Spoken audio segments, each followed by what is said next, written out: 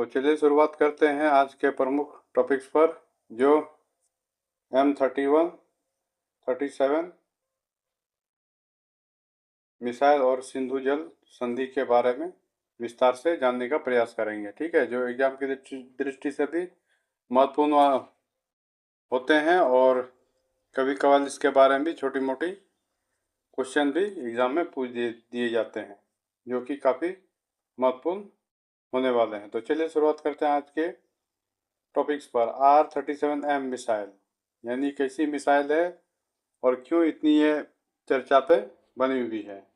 तो यह है रूस की सबसे घातक हवा से हवा में मार करने वाला, क्या है, हवा से हवा में मार करने वाली मिसाइलों में से एक है, जिसे AWCS किलर के नाम से भी जाना जाता है।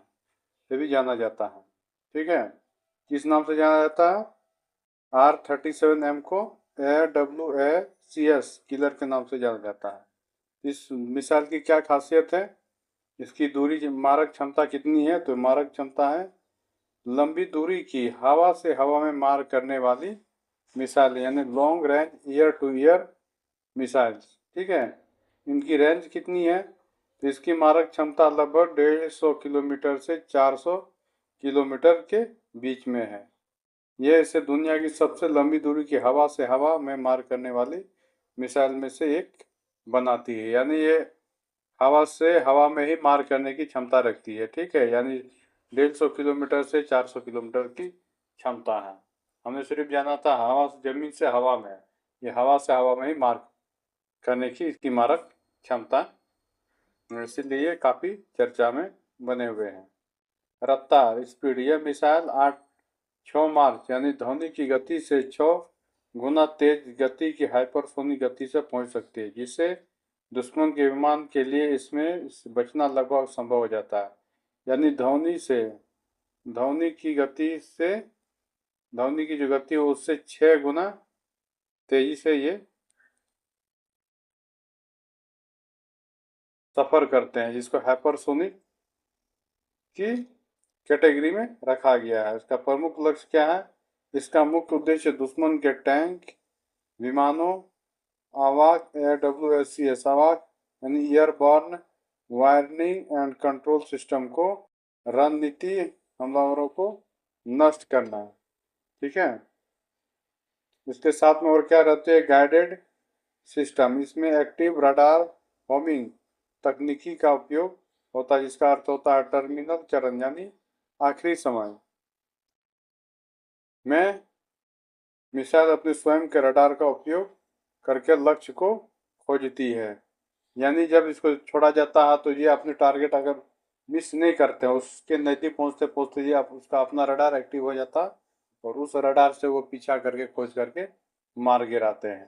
ठीक है, उपयोग करता है विमान से मुख्य रूप से MiG-31BM, सुखोई 35S और सुखोई 57 जैसे उन्नत लड़ाकू विमान से दागा जाता है। सिंधु जल संधि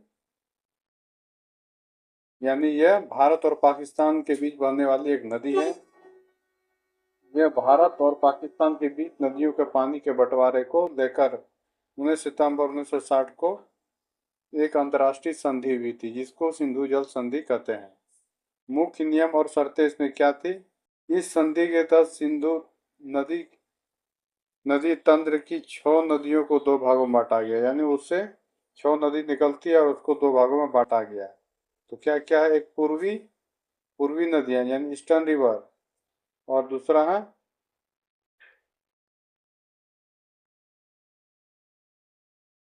ईस्टर्न रिवर, और दूसरा है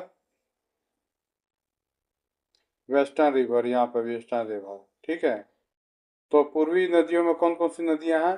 रावी है, व्यास है, सतलज है। ये पूर्वी नदियां कहलाई। अधिकार, इन नदियों का पानी पर भारत का पूर्ण अधिकार है। ठीक है, पश्चिमी नदियां यानी वेस्टर्न रिवर, इस नदियां में सिंधु, झेलम और चेनाब। इन नदियों का अधिकांश पानी, लगभग 80% पानी कहा जाता है, ये पाकिस्तान को आवंटित किया गया है। ठीक, तो हमने जाना नदियों के बारे में। छह नदियाँ बहती, 6 नदियों में से तीनों को 3-3 करके डिवाइड किया गया है। एक वेस्टर्न यानी पश्चिमी नदियाँ और एक आपको पूर्वी नदियाँ। ठीक है, इनका अधिकार क्षेत्र क्या है?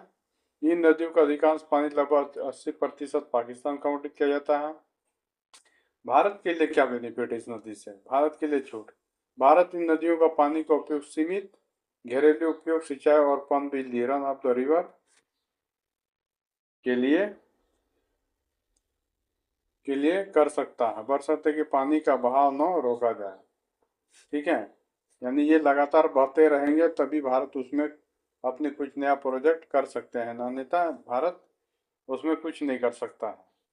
तो मध्यस्थता के क्या कारण है? मध्यस्थता, इस संधि पर कराची में भारत के तत्कालीन प्रधानमंत्री जवाहरलाल नेहरू और पाकिस्तान के राष्ट्रपति अयूब खान ने हस्ताक्षर किए थे। इसमें विश्व बैंक, वर्ल्ड बैंक ने मध्यस्थता की भूमिका निभाई थी।